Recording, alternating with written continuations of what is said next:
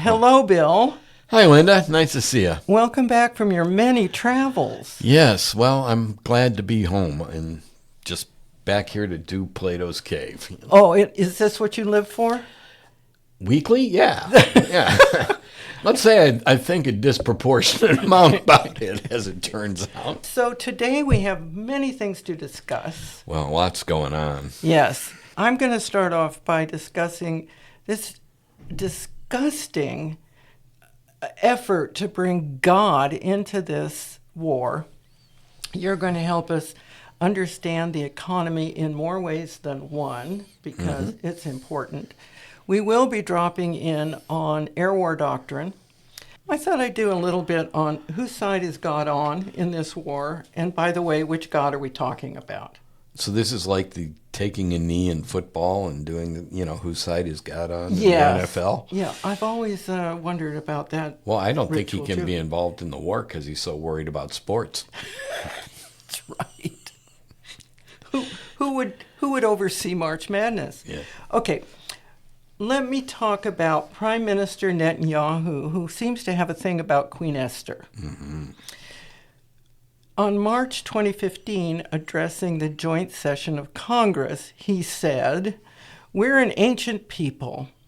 In our nearly 4,000 years of history, many have tried repeatedly to destroy the Jewish people. Tomorrow night, on the Jewish holiday of Purim, we'll read the book of Esther. We'll read of a powerful Persian viceroy named Haman who plotted to destroy the Jewish people some 2,500 years ago.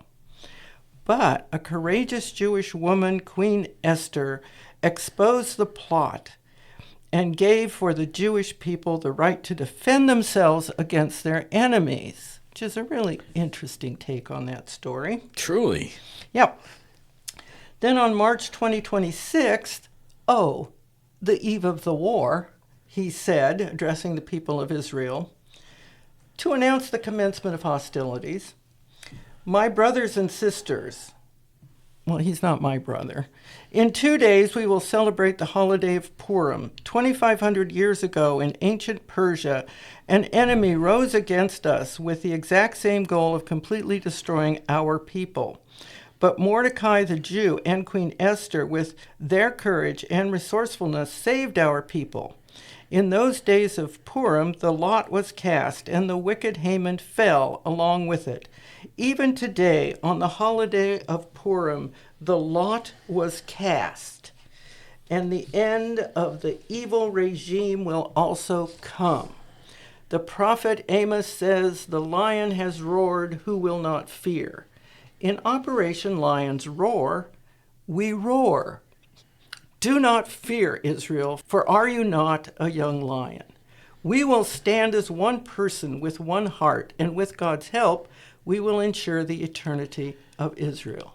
There's a little bizarre thing in this gift of Esther. It's a gift that keeps on giving, which is kind of the definition of a venereal disease. Well, that's... I mean, I appreciate that you say that, yes. Yeah, they push it forward forever. Yes. The Book of Esther, and I know you want to know this, Of was course. probably written between 400 and 300 BCE. And by the way, I get so irritated with having to count backwards. Can't we just... The story is set during the reign of the Persian king Xerxes, who reigned from 486 to 465, so earlier, if you know how to count up to one. Earlier than the Book of Esther was written. In the story, the evil court vizier, Haman, orders the extermination of the Jews. He casts lots, like dice or marked sticks, to determine what day this will occur. Esther's uncle Mordecai manages to get the king to choose her as his queen. She mentions, as pillow talk, that Haman wants her and all of her people killed. The king orders Haman hung on the day he had selected to exterminate the Jews, because we love irony. Purim comes from the word pur, which means lots, so Purim means day of the lots. It's an interesting story, and it's given rise to a wonderful pastry called hamantaschen. Earlier, around 597 BC, see that's much earlier, the Babylonian king destroyed Jerusalem and the temple and exiled the Jews to Babylon. But then in 539, again, counting backwards, the Persian king Cyrus defeated the Babylonians and allowed the Jews to return to Jerusalem and rebuild the temple. Well, Persia equals Iran, so wouldn't you find nice things to say about them? Well, first of all, there's no evidence that any part of the Esther story is true, except for the details of the Persian court itself. It was written centuries after the story it tells, probably by Jews who remained in the Persian Empire and did not want to leave it to return to Jerusalem. It is thought to be a story used to justify a celebration Jews were already doing to local gods. Also, it is not a story of armed rebellion. It is a story of adaptation, the use of political strategy, and the capacity to influence through political intelligence, not force. And P.S., God is never explicitly mentioned in the narrative. It's inapropos. That means it's made up. It's a made-up story. And it's being used inappropriately. Yes. Okay. Netanyahu is politicizing and weaponizing a made-up Iron Age story about how a minority survives in a majority population, which is why it's an interesting story in and of itself. But he is playing to the extreme religious right, especially to the Chabad, which is the far-right extremist version of Hasidism. The other thing he keeps bringing up is the concept of Amalek and the existential crisis faced by Israel. Amalek is used to describe the enemies of God's chosen people in several books of the Hebrew Bible and becomes an enemy that must be totally destroyed. And his name is linked to the story of Esther because Haman is called basically Amalek. Netanyahu has invoked Amalek to justify the war in Gaza and Iran. What makes me sick is that taken literally, it carries a genocidal connotation. That you have to wipe out the people of Amalek. Netanyahu claims to use it as a reference to an existential threat, but his critics argue it normalizes narratives of total destruction. He's opposed by, for example, the ultra-Orthodox anti-Zionist rabbi named Elhanan Bex. And in an hour-long interview on the YouTube channel Middle East Eye, he said Israel has no right to exist or the right to rule any part of the Holy Land. It belongs to Palestinians, according to the Torah, and the land should be returned to them. Therefore, Netanyahu is Amalek, because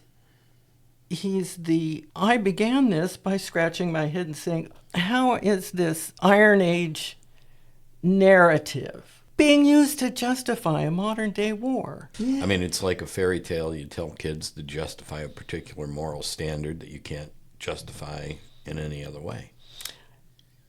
Yeah, these are grown-ups. Yeah, there are grown-ups who believe that all human beings operate on the basis of self-interest without considering anyone else, and they seem to be doing just fine. They are. They make economic policy, I understand. So now what do the Ayatollahs of Iran think?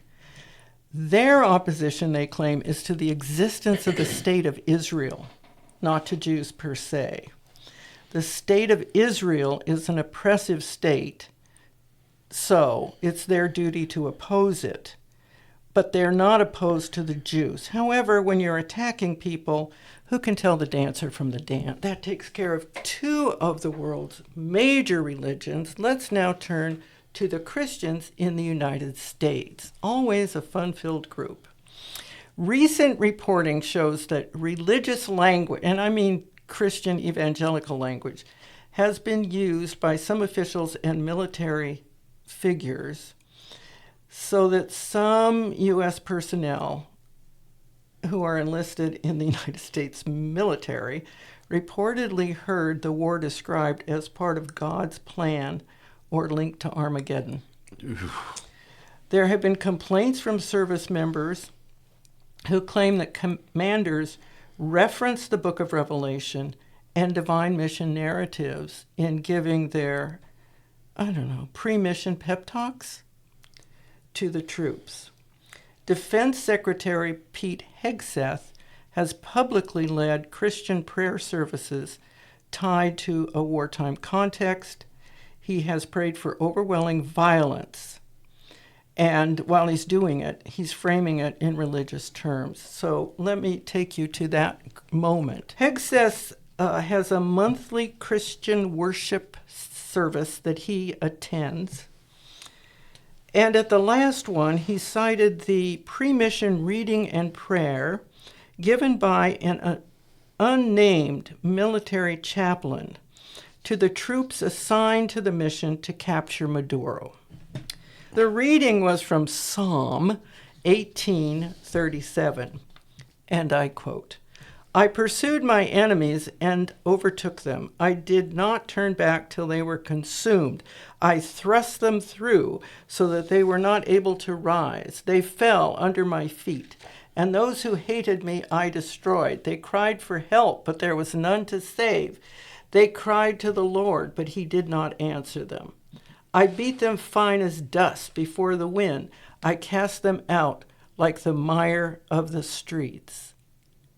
Now, I don't know about you, but if I were in Special Forces and this is the reading I was given, I might raise my hand and say, what about just going in and getting Maduro and getting him out without any of us getting killed? Hegseth then went on to deliver the same prayer he said the military chaplain read to troops, calling on God to behold the, quote, "wicked who rise against your justice and the peace of the righteous, and to break the teeth of the ungodly.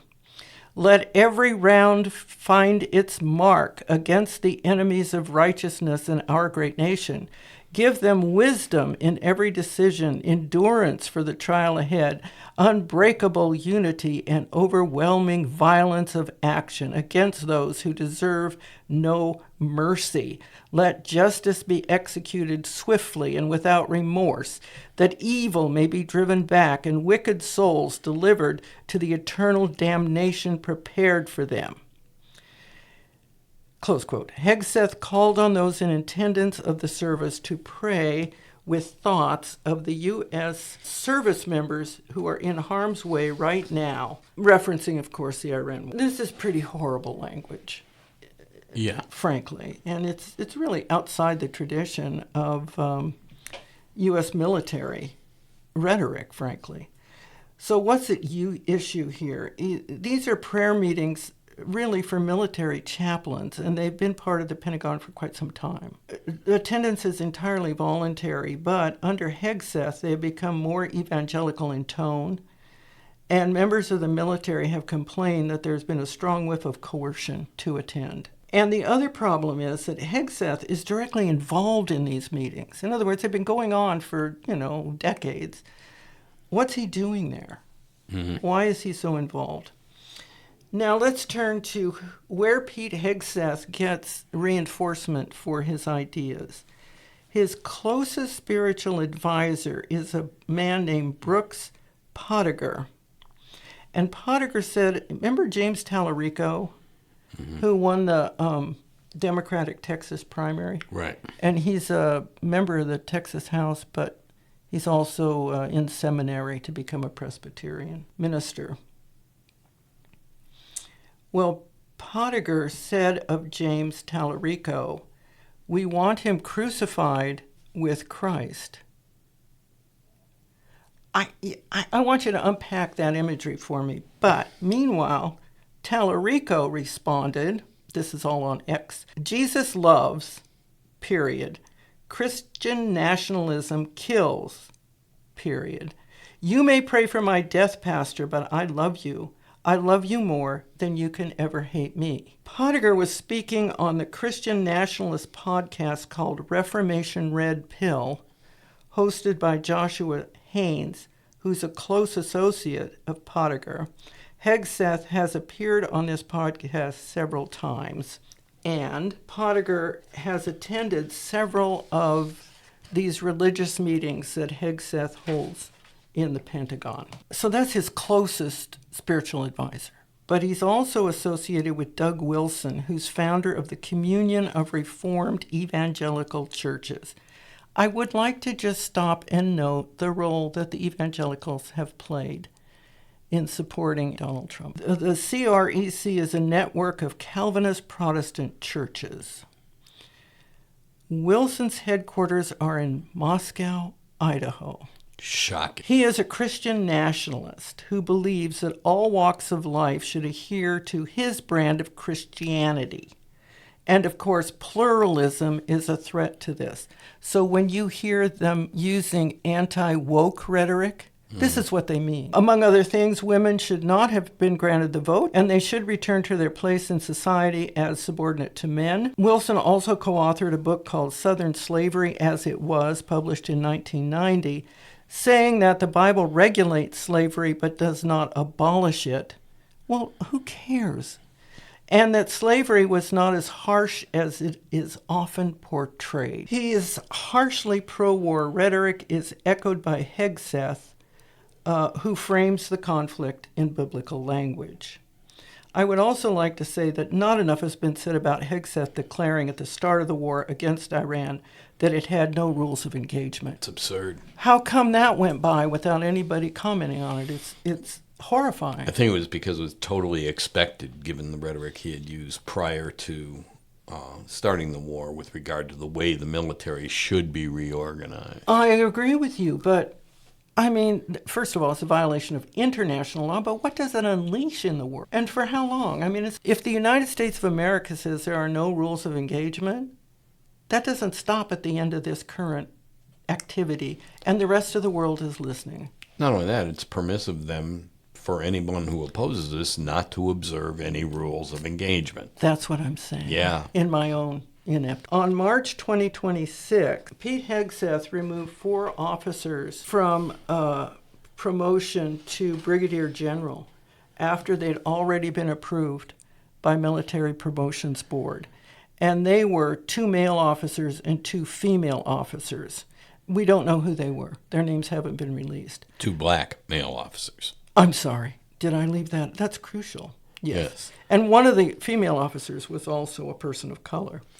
An interesting thing about this is, generally speaking, the Secretary of Defense is not involved in the promotion of brigadier generals. This is done by the promotion board, and his signing off on it is usually a formality, and he has never had any input, or the Secretary of Defense has never had any input on who's on that list. He is asked to approve the list, not the individuals. Well said, and makes it even worse. Yes, of course, because he went out of his way, broke protocol and tradition, and interfered in the professional judgment of the generals who make these decisions about which colonels should be promoted. Yeah, I think it's pretty much in line with his white Christian national. Hegseth, just the day before we're recording, removed 4-star General Randy George from Chief of Staff of the U.S. Army while he was serving a 4-year term beginning in 2023. Some reports have said that he was fired because of his opposition to Hegseth removing those candidates from the promotion list. Could be possible. There had been lots of other examples of friction there. However, his replacement previously commanded the 82nd Airborne Division from 2022 to 2023. And he was an aide to Hegseth. The thinking is that he's been promoted to this position because he's trusted to carry out Trump-Hegseth aims. And I want to talk about those for just 1 second. if he was formerly in command of the 82nd and they're thinking about mobilizing the 82nd, Yeah. it could be that General George was saying, are you out of your minds, because of the mission that they're trying to define. One of which is to go into Iran and get the enriched uranium from wherever it's buried deep under the ground. This is an impossible mission. Oh, it's mission impossible. Actually, I was reading in a Wall Street Journal, I believe, an article by someone who listed what would be involved in finding and removing that uranium. Exactly. And they're not talking about a mission that could be done in a day. They're talking about a mission that might take as much as 3.5 months just to physically move the stuff. Yes.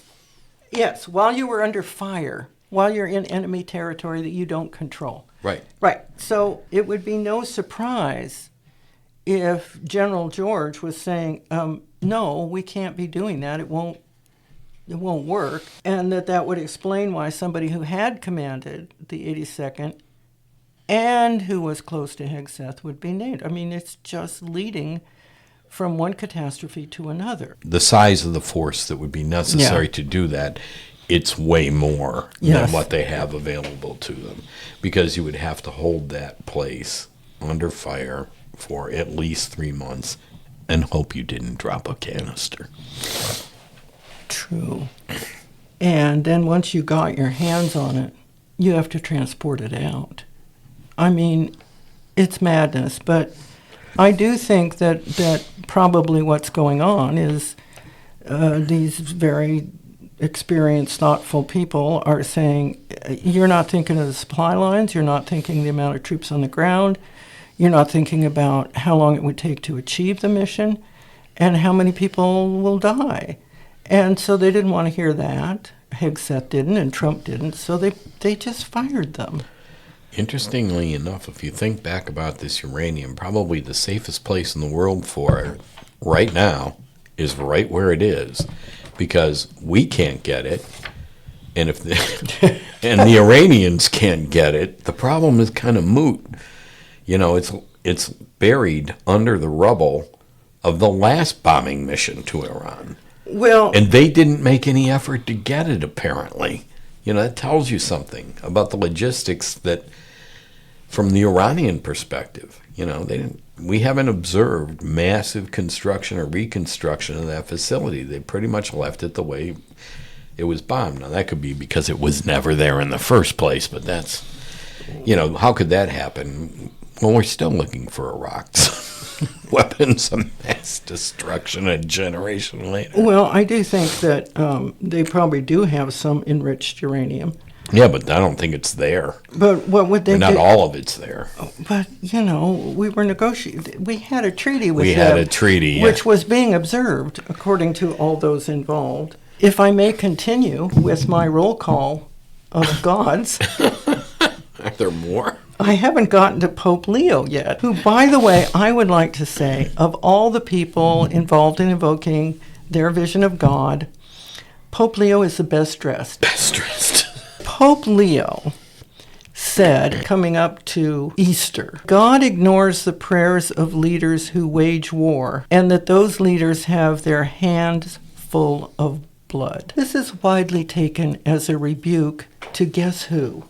The Trump administration. Although it could just as well be a rebuke to Netanyahu.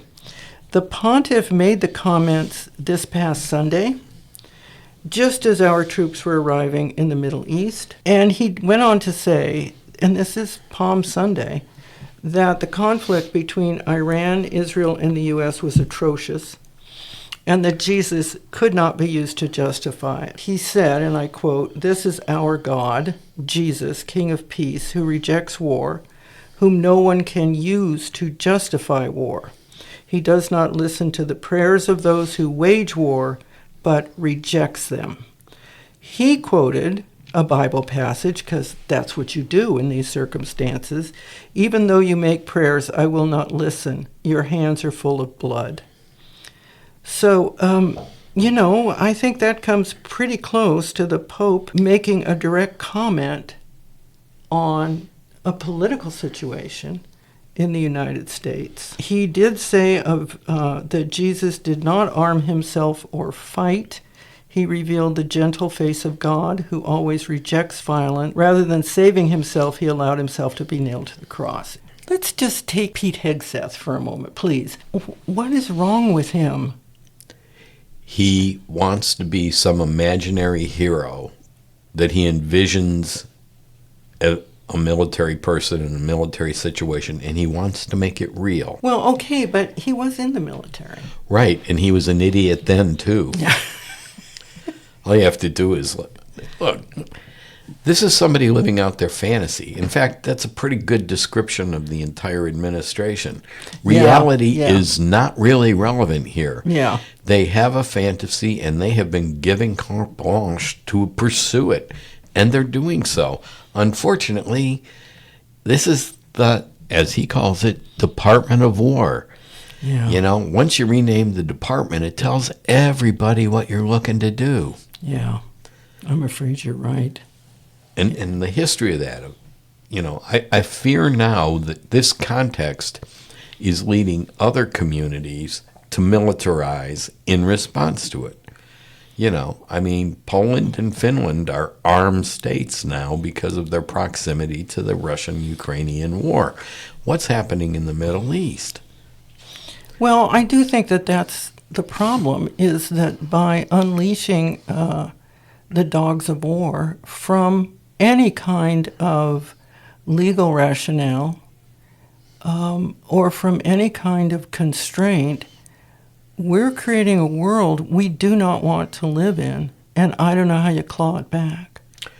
Well, just like everything else Donald Trump touches, he has destroyed the social foundations and the ethical foundations of our society. Yeah, that's what I mean. Instantaneously. The level of depravity is, I guess, what it's greater than I could, in my worst nightmares, have imagined. Yeah. And, you know, I grew up in the shadow of World War II. I grew up around people who had the tattoo marks on their arms. There was enough to feed my imagination about how horrifying it could become.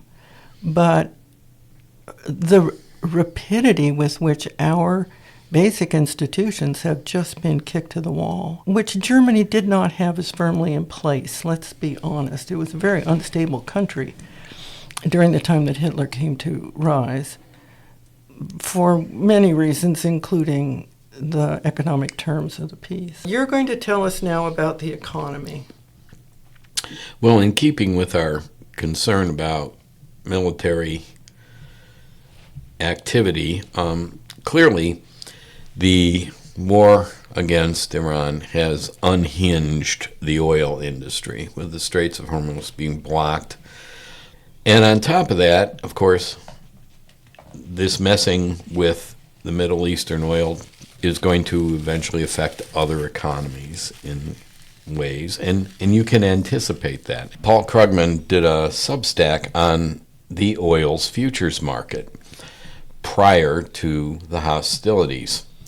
Trump's announcement took place on March 23rd, 2026.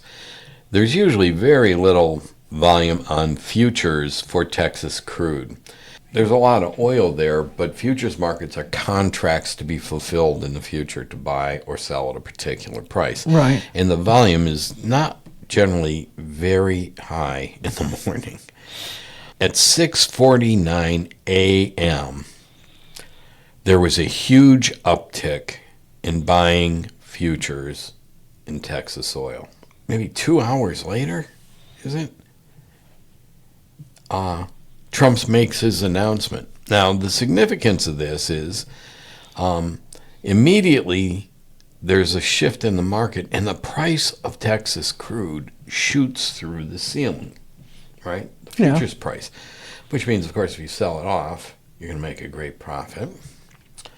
It's not quite that simple, but okay. How did they do this? How did they know that day at 6:50 a.m. that they should, buy these things? There was a similar pattern, by the way, in all oil markets. Okay, the May futures just went crazy. So, the Financial Times estimates the sale of oil futures in the magic minute Monday morning was about 580 million, and that doesn't count the purchase of other stock futures. So, what we would call this in economics is an illegal activity. It's called insider trading, and we sometimes prosecute people for that. Not so much in recent years. It seems to be becoming standard business practice, which is a shame.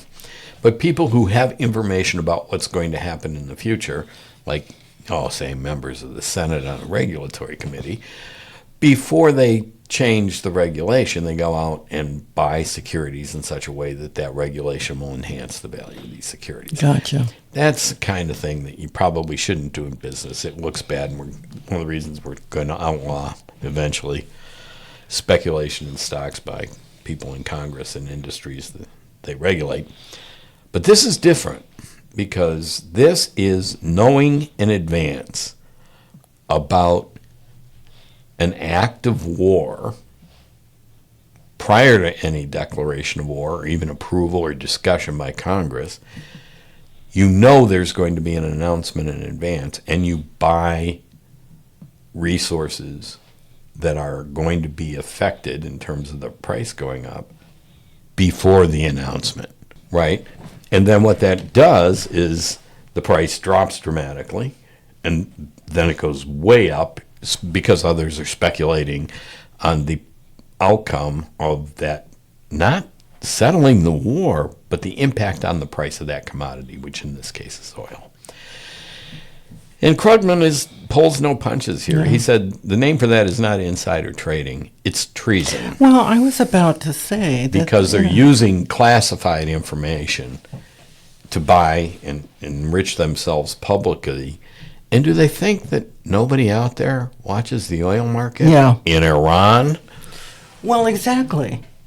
Yeah. So this is revealing highly classified information inadvertently to enrich yourself.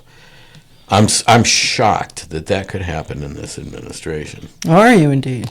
Yeah. This is chicanery and thievery and treason as part of the process of planning this war. Exactly. Because these people have this.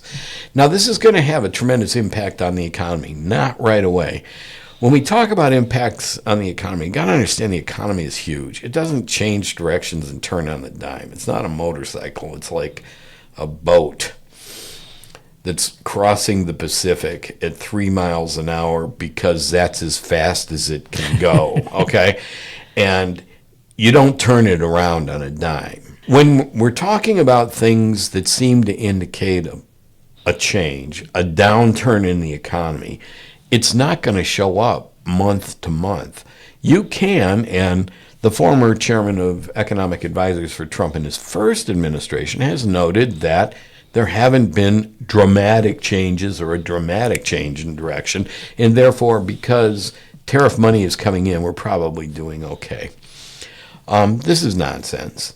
What the economists are talking about is that we are beginning to make a turn in a direction we don't want to go. And we're pointing this out because it is policy caused. Now let's look at what has been happening. We have been talking about an economic downturn seeming to happen, and the jobs data has been confirming that. Right. The BLS surveys for March indicated that jobs went up in that month. And I do not think they're cooking the books. The process, as we said before, is so complicated. So, but there is one concern about the numbers, and that is that the surveys aren't being returned. The number of surveys that they send out every month, they're not coming back either as quickly or as many of them. But so they're dealing with less information. They have less information than they usually have. So if we look at the Organization of Economic Development, the OECD, their research indicates that the inflation rate is going to go up to about 4.6. Oh. It's currently 2.3. Goldman Sachs has a personal expenditure index, and they predict it will go up to as high as 4.6, but probably settle down at 3.6. Okay, the target rate of inflation is 2%, and right now we're around 2.3 and 2.6. So this is a dramatic increase.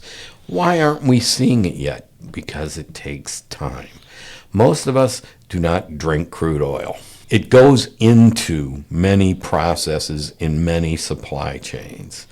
First of all, we have to get it to refineries, and that takes time because they're in big boats too. Yes. And then the refining process turns the oil into many products that are then distributed, and most of those are not direct consumer goods like gasoline.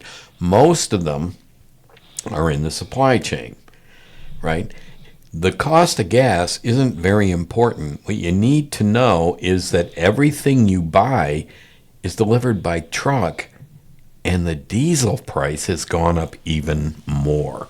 Right. Now, they're not going to absorb that. They're going to pass that on. So when you see that Walmart truck or that food truck going by paying $5 to $6 a gallon for diesel, the products in there are going to reflect that, but it's going to take a month or two. Right. And that's when you're going to see it. So, they're cruising along going, yeah, everything's going fine. It's like, man, it takes a while. The boat's turning. And everything about this war is going to affect the economy. Now, we have some other things going on. I was at a conference last week and talking to some people who do macroeconomic finance. And they're all very concerned about what we talked about last time, the private credit crisis. Yeah, you brought this up last time. Yeah. Okay, private equity firms are firms that ask people to invest their money with them, and then they invest their money directly into companies that are publicly held or privately held. Yeah.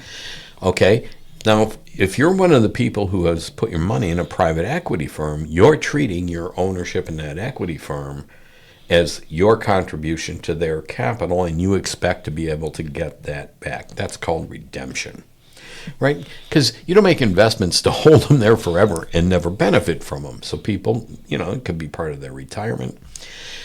Okay, in the last month or so, many of these private equity firms have begun restricting redemptions. Okay. So they're telling their clients They can't have their money back. If they try and get it all, they can get 5%. And, the most recent one was called Blue Owl.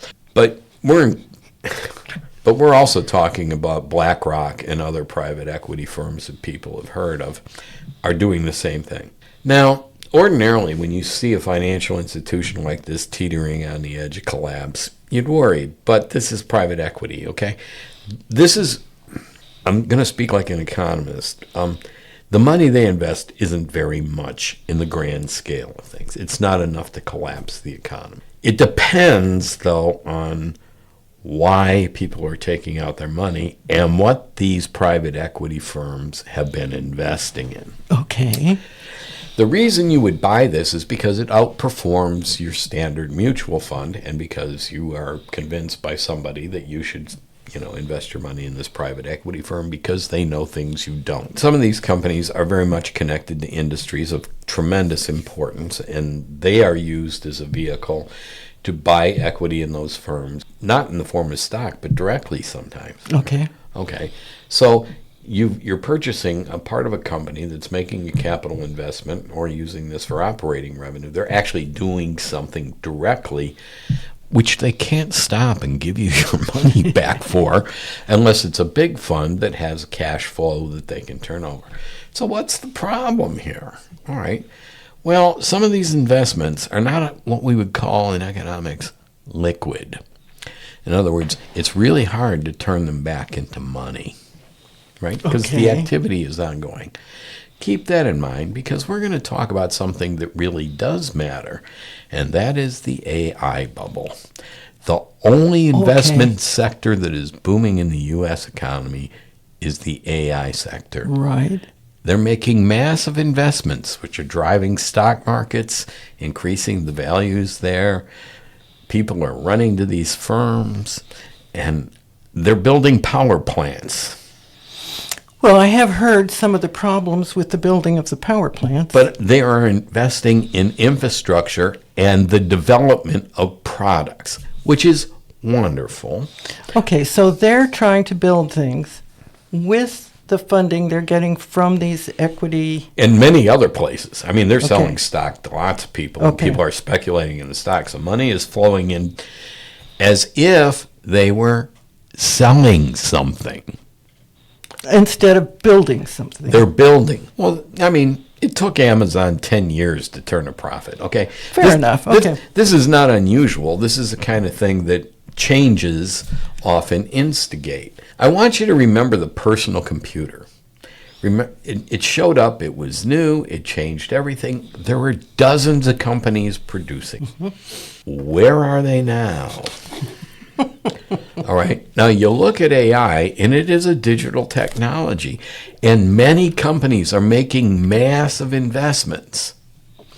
And if the usual pattern in a bubble emerges, some of these companies will be successful, and all the rest will be bankrupt. Okay. Okay, here's the deal. Now, where do profits from such a company come from? It comes from selling something. Okay. Now, many of you are using AI, the free version.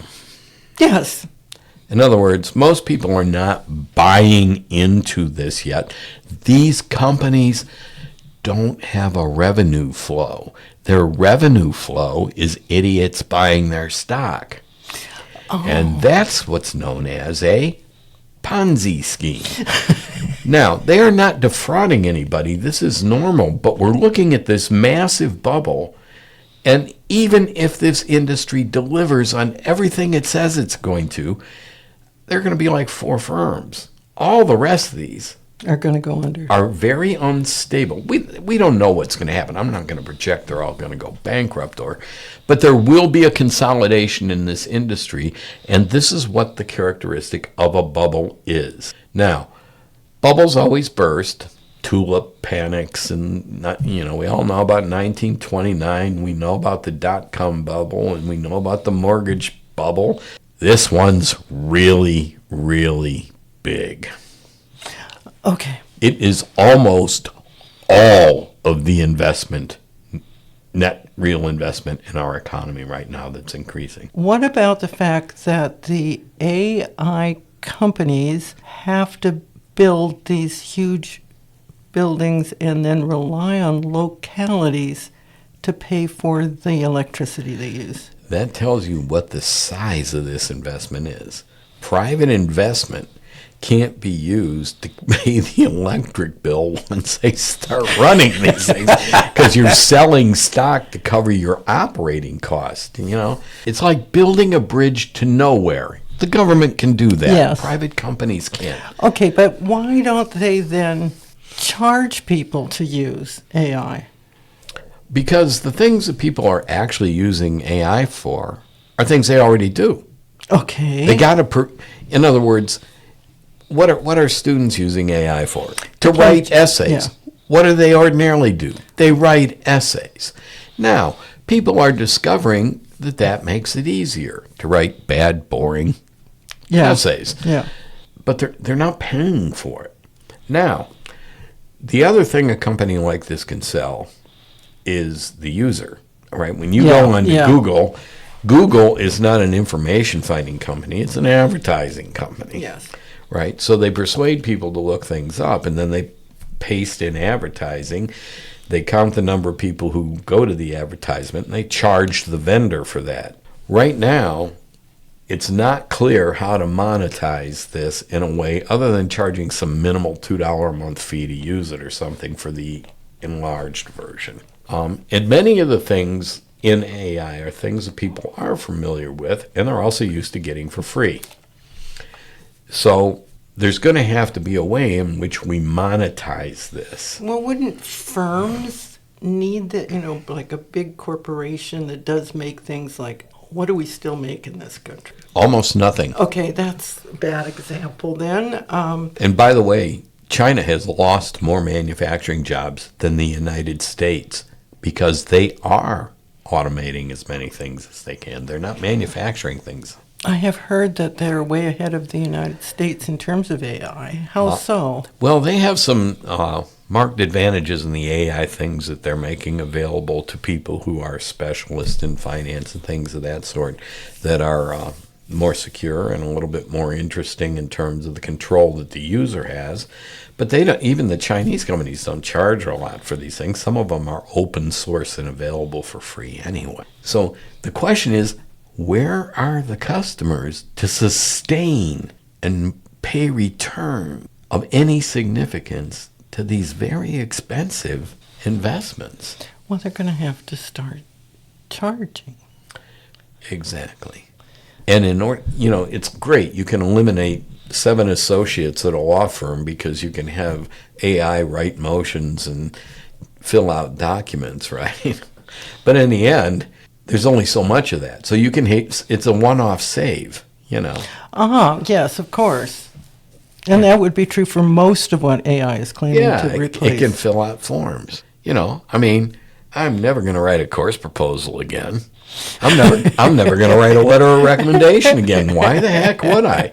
Now, here's the interesting thing. Here's an example. You and I have been in higher education for a few years. Fair enough. Which means we've written letters of recommendation, and all of us have a file of those letters, now a digital file, that says good student, bad student, student sucks, don't know student, A, B, C. In other words, we recycle this digitally already. We pull a letter that we know, we bring it out, we change the details and fashion it to the particular case.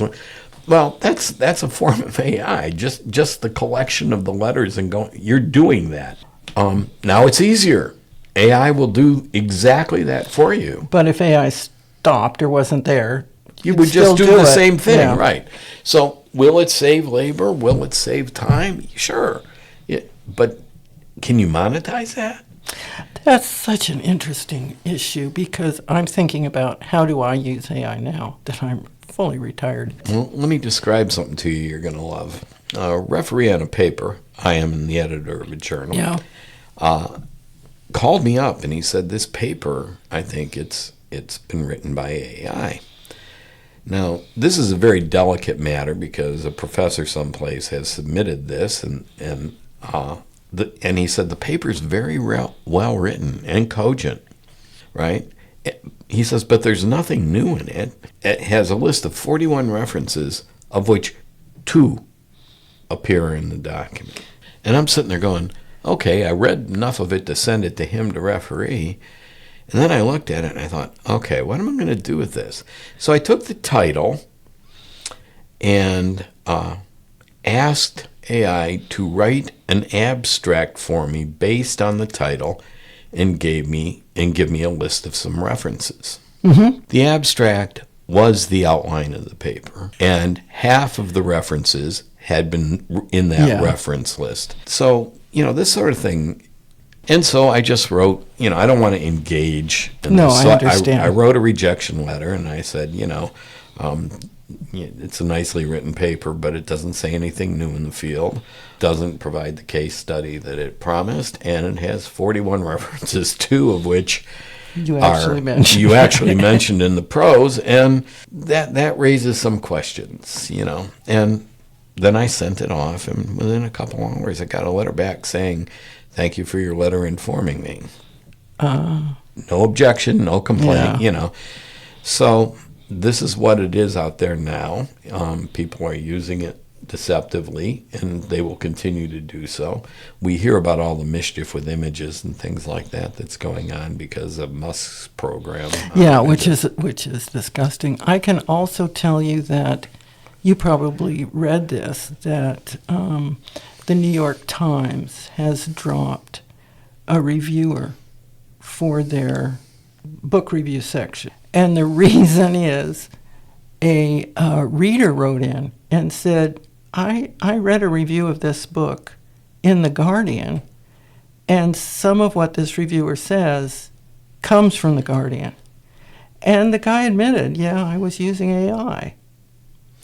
So there's so many traps you can fall into because you get lazy. the people who have subscribed to these firms wanting to pull their money out suggests that the prices of these stocks and the price of the equity of these firms does not project well on the profitability of the firm. I see.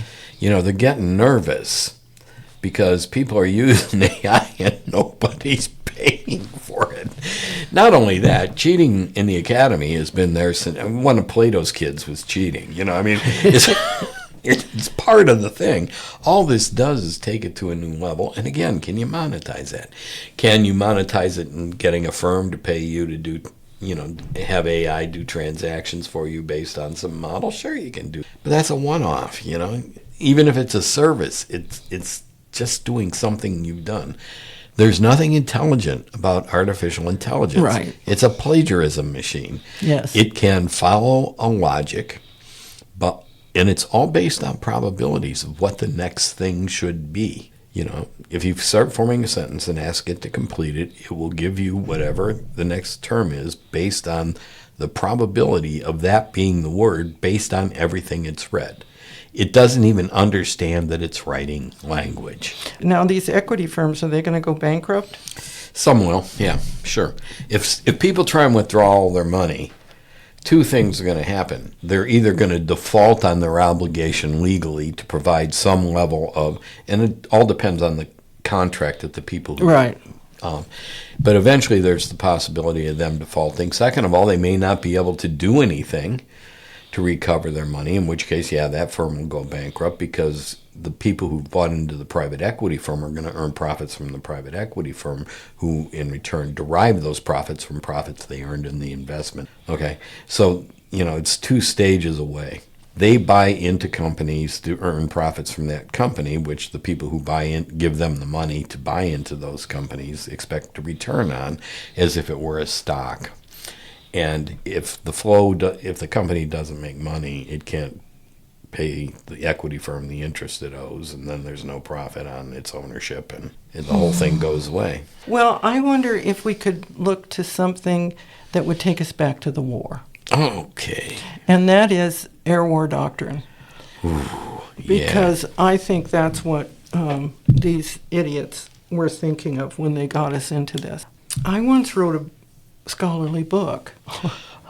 I know you did, because I was the one who bought a copy. That's right. And it just boosted me up to the bottom 100,000 on Amazon. And what inspired me to do it was when we went into Iraq.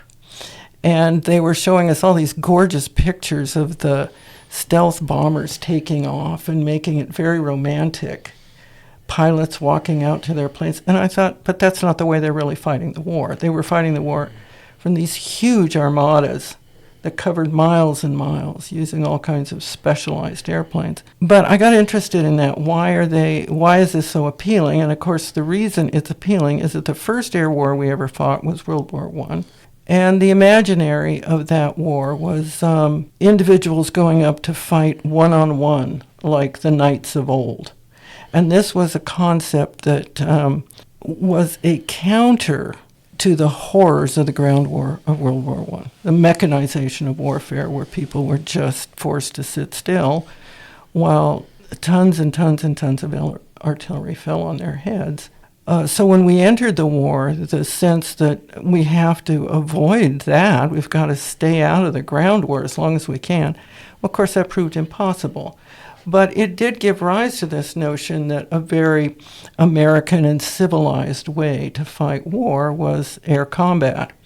This then led to the doctrine after the war that you could win the war by flying over the trenches and saving the flower of male youth and bombing the production centers themselves. So this notion that you can prevail from the air without needing to commit ground troops, that's been there pretty much ever since World War I, because bombing turned out to be far more important than the single armed combat in airplanes would suggest. But the point is, that's kind of been part of our gestalt, if you will, part of our war imaginary. And I think what they did, whoever these idiots were that promoted this war, was persuade probably Hegseth, but certainly Trump, that America could prevail entirely from the air. Now notice the moral superiority of air-to-air combat has disappeared entirely. This is all about drones and missiles, and you never see your enemy, and you're just pulverizing them. But this notion that you can win the war exclusively from the air has been part of air doctrine among the Air Force people for quite some time. It's simply not true, and it's never been true. And I think what's happened is they've run out of all their targets, and that's why they're going after civilian infrastructure. They have nothing else to bomb.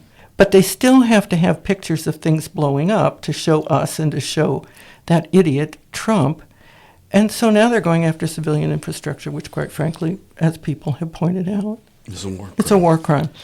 Interestingly, yesterday, Iran shot down an F-15. I saw that. Now, the F-15 is an old airplane, but it has pretty much maintained air superiority with the F-16 and F-14 for a generation now, maybe 2 generations.